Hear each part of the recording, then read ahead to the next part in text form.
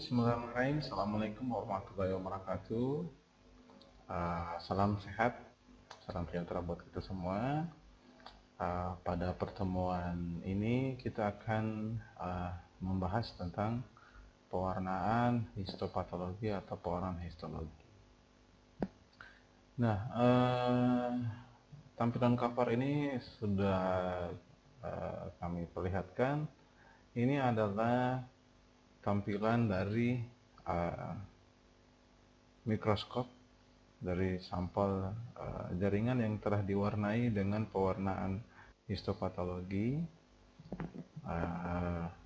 Gradiasi warnanya itu ada yang warna merah, ungu, ya, merah kehitaman, merah tua, ya, ada juga yang berwarna orange, sedikit orange, ya, ada juga berwarna abu-abu, ya. Pewarnaan histopatologi ini adalah tahap akhir dari tahapan sitohisto atau histoteknologi atau teknik histologi. Ini menjadi penilaian akhir dari semua tahapan dari histologi. Kalau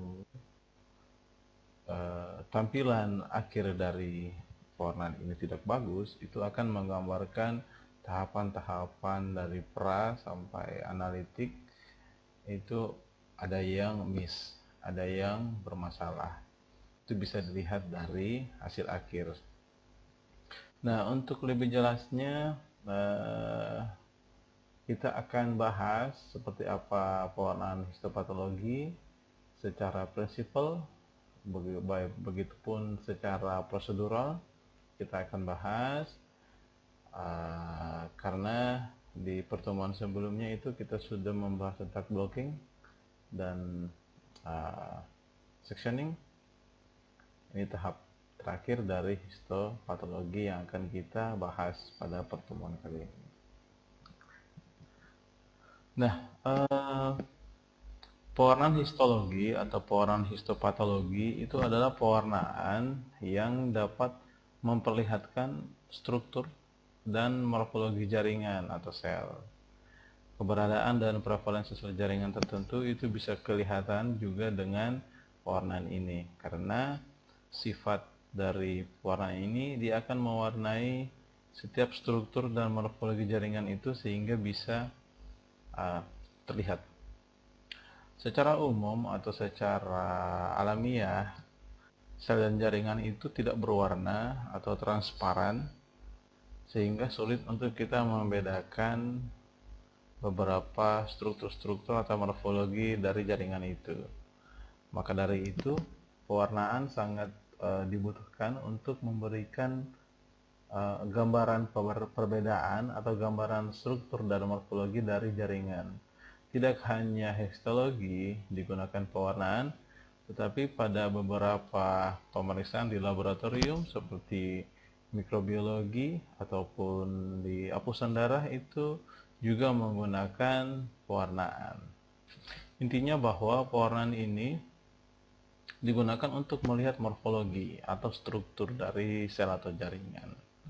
Nah, untuk histologi, pewarnaan rutin yang biasanya digunakan untuk histopatologi adalah pewarnaan hematoksilin eosin atau yang kita kenal dengan pewarnaan HE, ya.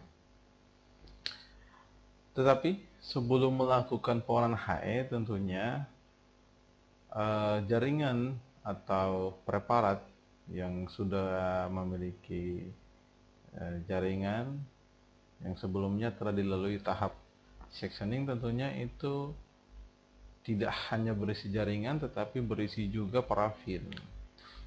Maka karena parafin ini mengganggu dalam proses pewarnaan karena sifatnya yang seperti wax, kalau ada jaringan yang ditindis oleh wax, zat warna kita itu tidak akan mampu mewarnai jaringan itu karena ditutupi oleh parafin atau wax itu. Maka dari itu dilakukan dulu pelunturan parafin terlebih dahulu sebelum dilakukan pewarnaan HE. Pelunturan itu disebut dengan deparafinisasi. Setelah dilakukan deparafinisasi, pelunturan parafin, selanjutnya itu akan dilakukan proses penarikan air yang masih berada di dalam jaringan itu. Nah, proses penarikan air itu disebut dengan rehidrasi. Ya. Jadi ada dua tahap yang dilakukan terlebih dahulu sebelum melakukan pewarnaan HE, yakni yang pertama deparafinisasi, yang kedua adalah rehidrasi. Nah, seperti apa prinsip dari pewarnaan HE? Prinsipnya sama seperti pewarnaan-pewarnaan lainnya, bahwa ada mekanisme ikatan asam basa antara zat warna dengan komponen sel atau jaringan yang diwarnai. Untuk HE, prinsipnya itu bahwa sifat asam basa dari larutan yang kemudian akan berikatan dengan komponen jaringan yang mempunyai kecenderungan terhadap sifat asam ataupun basa tersebut, sehingga terjadi ikatan antara molekul zat warna dengan komponen jaringan berdasarkan prinsip ikatan asam basa. Ya. Nah, hematoksilin itu sebenarnya diekstrak dari kayu bulat Amerika, yaitu Haematoxylon campesianum, ya, campesianum, ya, atau dari bahasa Latin hematoxylin itu berasal dari bahasa Yunani, ya, yaitu artinya hematodek dan silon. Ya, hematodek itu adalah, silon itu adalah kayu. Ya. Secara prinsip hematoksilin itu bisa mengikat inti sel, tetapi ikatannya itu ikatan lemah. Jadi untuk menguatkan ikatan itu ditambahlah senyawa lainnya seperti aluminium, besi, krom, dan tembaga.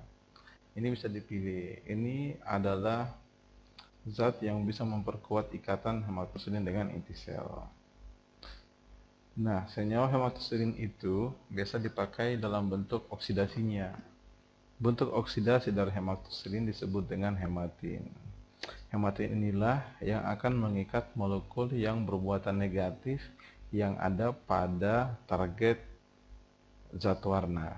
Ya, sementara itu, sel atau jaringan itu memiliki material kromatis yang di dalamnya itu terdapat inti sel yang bermuatan negatif, sehingga hematin itu akan berikatan dengan material kromatis dalam inti sel karena sifatnya yang bereaksi atau berikatan terhadap muatan negatif.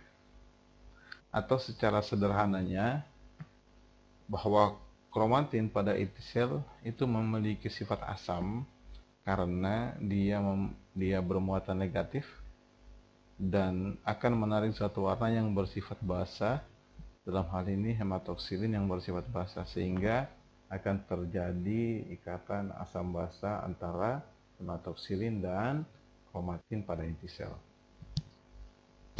Nah, ini secara kimia struktur dari hematoksilin. Sangat banyak struktur yang mirip dengan hematoksilin. Saya pernah melakukan penelitian untuk mensubstitusi hematoksilin menggunakan senyawa yang berada pada kayu secang. Ya. Nanti adik-adik mungkin bisa browsing melihat penelitian-penelitian tentang substitusi zat warna menggunakan zat warna alami. Ya.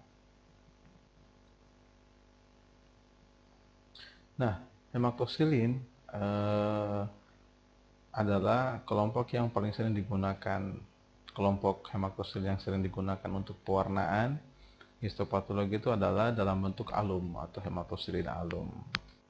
Mordannya adalah aluminium, ya, atau tawas, ya, atau amonium tawas. Alum ini adalah senyawa yang bisa meningkatkan pH ke arah basa, artinya bisa menguatkan sifat basanya, sehingga dikatakan sebagai mordan. Ya.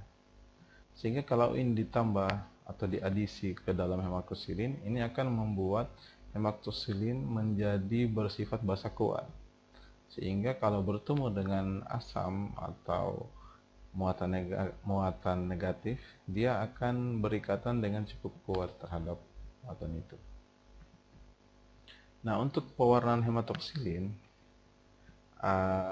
jaringan secara rutin yang paling banyak digunakan itu adalah hematoksilin Ehrlich, Mayer, Harris, Gill, Cole, dan Delafield. Meskipun mereka ini memiliki keunggulan masing-masing, tapi yang sering digunakan di sitohistoteknologi, baik di histologi maupun di sitologi, itu adalah hematoksilin Mayer dan hematoksilin Harris. Untuk hematoksilin Karazi itu kadang-kadang digunakan, tapi digunakannya itu sangat sering pada proses potong buku pada sitologi, pada histopatologi.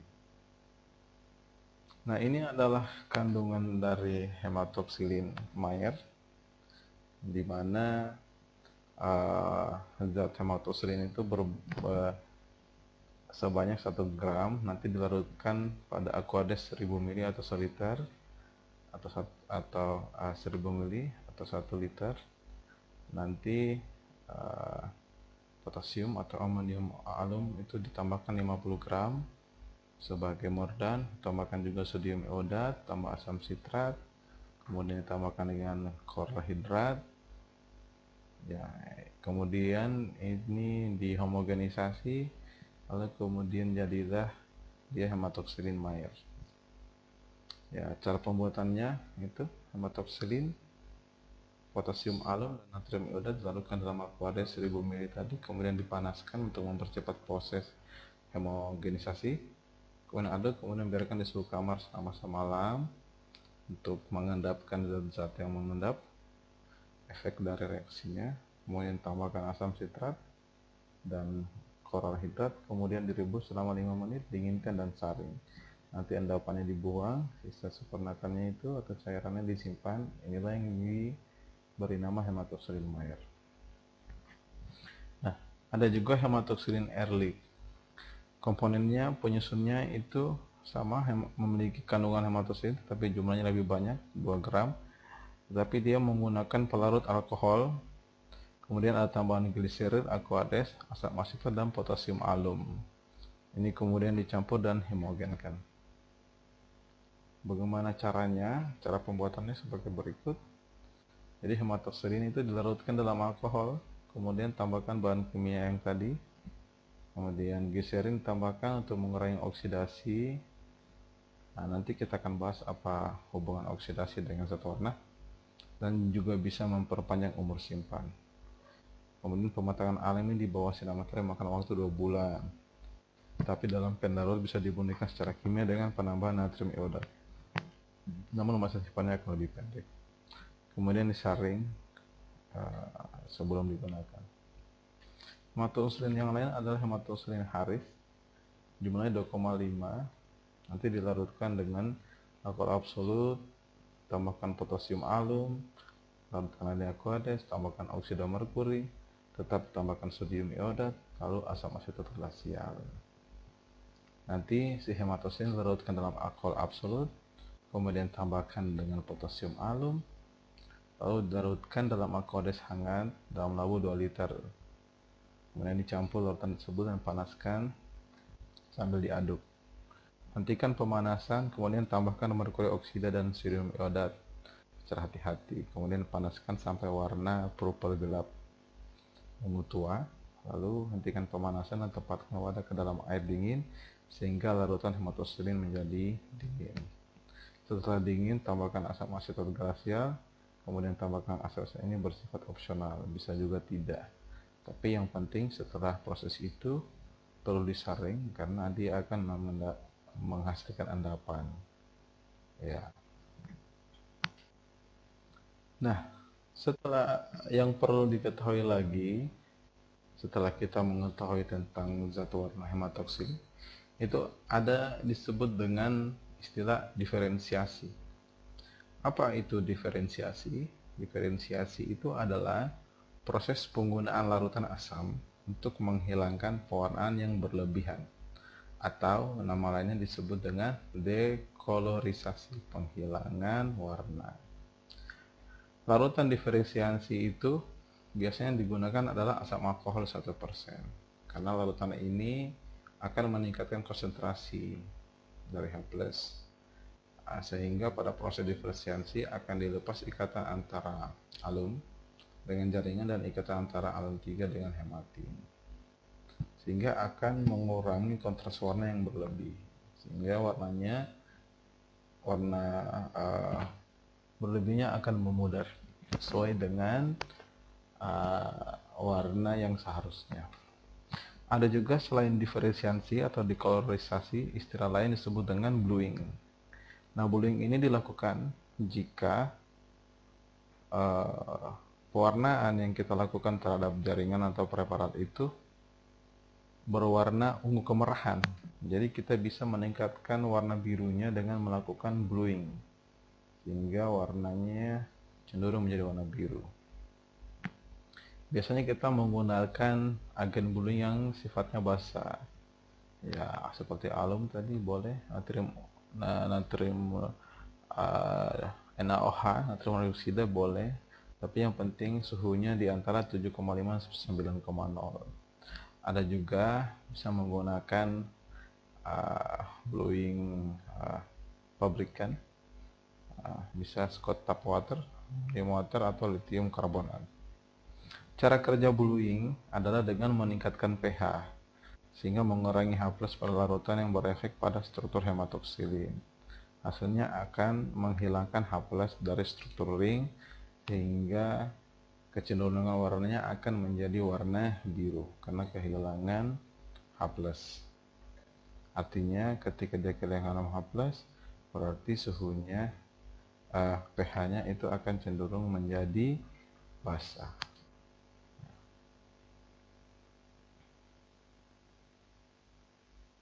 Nah, ini adalah proses bluing, ya.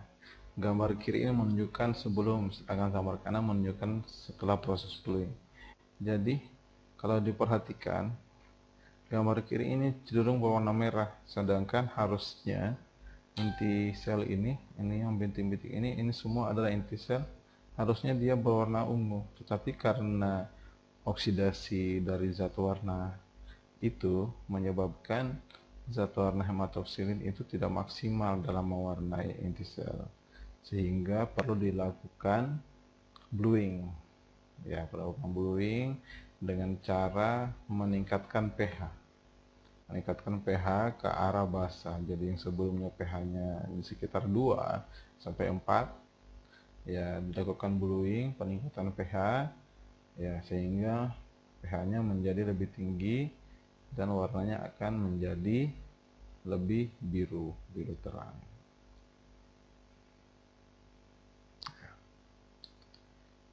Zat warna kedua dalam pewarnaan hematoksilin adalah zat warna eosin.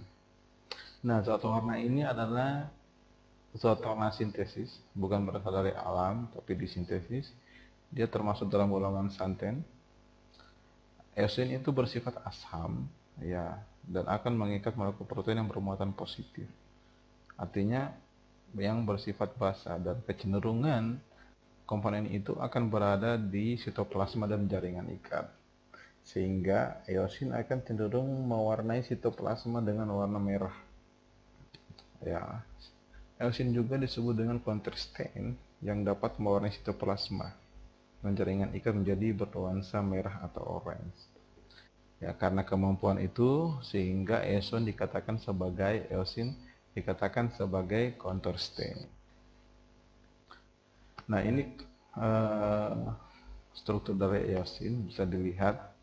Yang sering dijual komersil itu adalah eosin Y.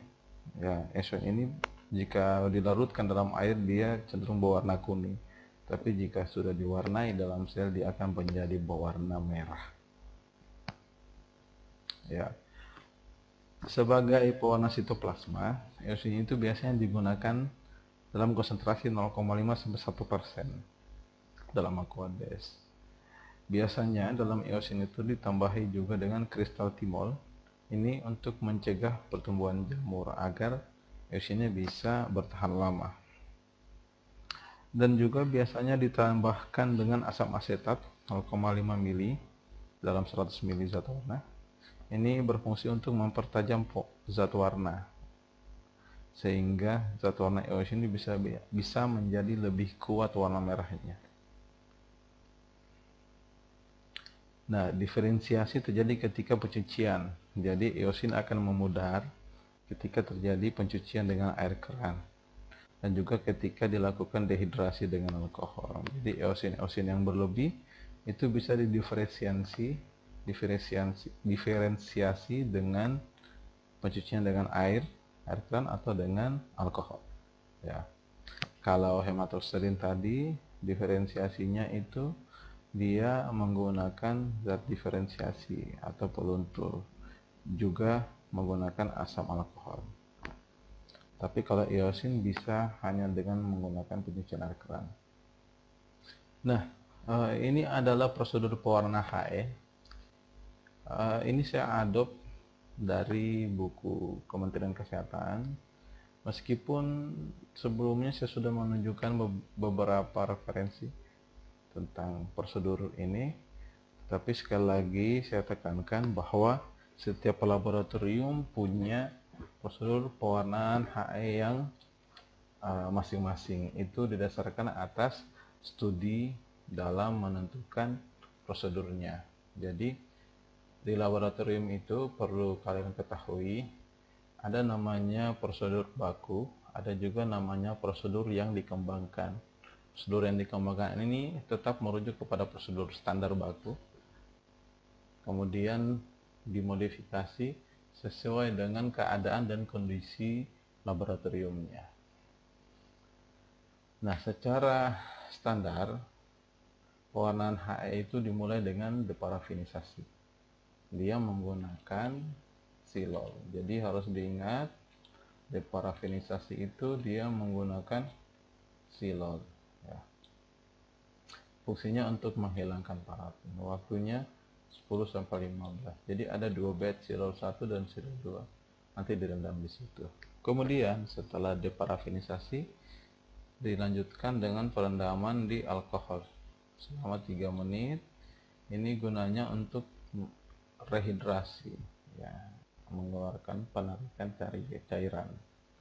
Ya, penurunan konsentrasi bisa menggunakan absolut atau etanol absolut atau bertingkat 95-70. Lalu terakhir aquades. Setelah direndam di aquades, barulah direndam di zat warna hematoxylin selama 15 menit, lalu kemudian dicuci. Ya, pencucian pada air 5 menit, ya, mengalir sampai berwarna biru. Jadi dicuci selama 5 menit sampai dia berwarna biru.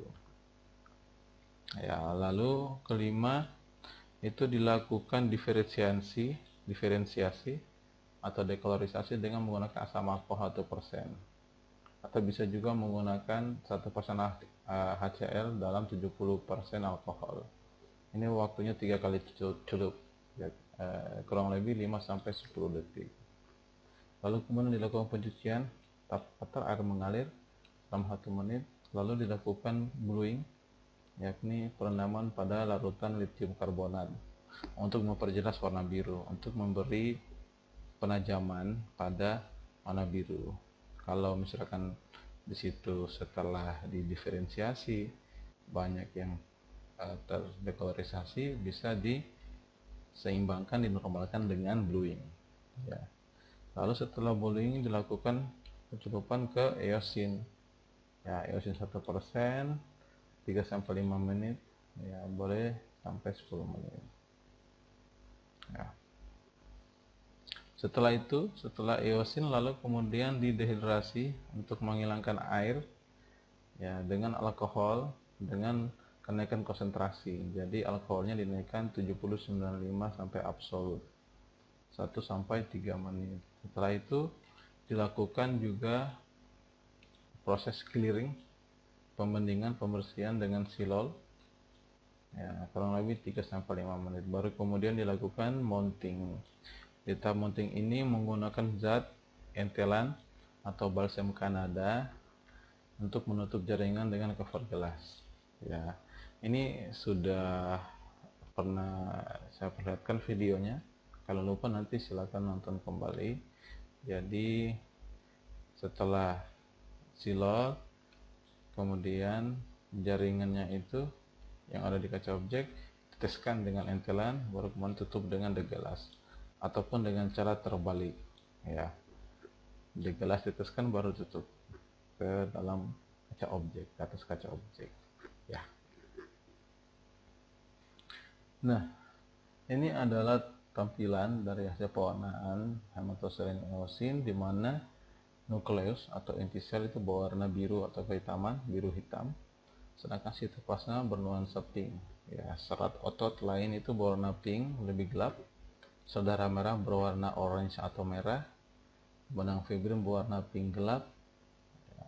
Struktur dan substansi selain nukleus mungkin akan terwarnai oleh hematosilin seperti hifa jamur atau endapan kalsium yang seringkali berwarna hitam atau biru. Makanya harus dipastikan kaca objek kita harus bersih, jangan sampai kaca objek kita ada jamur, nanti akan terkontaminasi dengan jaringan. Nah, setelah melakukan pewarnaan, tahap terakhir yang dilakukan oleh seorang ATLM atau teknisi laboratorium PA adalah kontrol kualitas pewarnaan. Ini ada 4 pedoman yang bisa dipakai untuk menilai kualitas HE. Pertama adalah nukleus, yang kedua adalah sitoplasma, yang ketiga mengecek potongan-potongan, yang keempat adalah mengecek oksidasi. Yang pertama nukleus ya, zat warna dapat mewarnai nukleus menjadi biru. Jadi kita harus lihat warna biru dari zat itu harus ada. Kalau dia warna merah kayak tadi, berarti harus di bluing ya. Yang kedua sitoplasma dan substansi dasar lainnya. Pada dasarnya ini dapat terwarnai ya, sitoplasma itu akan terwarnai menjadi warna pink atau kemerahan ya. Kalau ini bermasalah, tentunya bisa kita lihat. Kalau dia berwarna biru, berarti ini ada masalah dengan zat warna kita. Yang ketiga adalah potongan usus buntu dan paru. Ini biasanya dapat mewarnai mucin pada sel epitel. Apakah berwarna biru atau biru terang, itu tergantung pada pH dari hematosilin.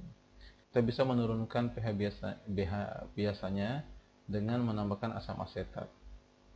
Hal ini secara signifikan dapat mengurangi warna mucin. Jadi untuk potongan-potongan jaringan ini biasanya itu akan mewarnai mucin juga. Jadi untuk menghindari warna mucin pada sel epitel itu bisa kita lakukan dengan menambahkan zat asam asetat ya. Yang keempat, oksidasi hematoksilin. Kalau warna dari pewarnaan kita itu di jaringan berwarna coklat, bisa jadi ini zat warna hematoksilin kita itu terlalu teroksidasi. Makanya kalau seperti itu kita harus melakukan proses bluing. Kalau belum berhasil juga, kita bisa lakukan proses pewarnaan ulang dengan preparat yang baru. Makanya ketika dalam pembuatan preparat itu, seorang teknisi itu tidak membuat satu preparat, tetapi membuat 2 atau 3 preparat. Kalau dalam preparat yang lain, yang satu itu bermasalah, kita bisa menggunakan preparat yang kedua atau yang ketiga untuk mewarnai ulang. Karena kalau hanya satu, kita bisa mundur ulang dari awal, harus processing, harus sectioning, jadi akan makan waktu lama. Jadi sebisanya harus di triplo. Oke, demikian penjelasan tentang pewarnaan hematoksilin. Jika ada yang ingin ditanyakan, silakan tulis di kolom komentar. Nanti kita akan jawab secara langsung. Ya, secara inti bahwa pewarnaan HE itu adalah pewarnaan rutin, meskipun masih banyak pewarnaan jaringan yang lain seperti pewarnaan GEMSA itu untuk mewarnai sel-sel darah, pewarnaan Zell-Nielsen untuk mewarnai dahak, juga jaringan sel epitel di tenggorok, pewarnaan PAS, ada pewarnaan suda, sangat banyak pewarnaan, tetapi yang rutin untuk mewarnai jaringan itu adalah pewarnaan HE ya. Semoga bermanfaat. Semoga apa yang sudah kita bahas bisa dimengerti dan bisa bernilai ilmu. Demikian kita akhiri. Wabillahi taufiq wal hidayah. Wassalamualaikum warahmatullahi wabarakatuh.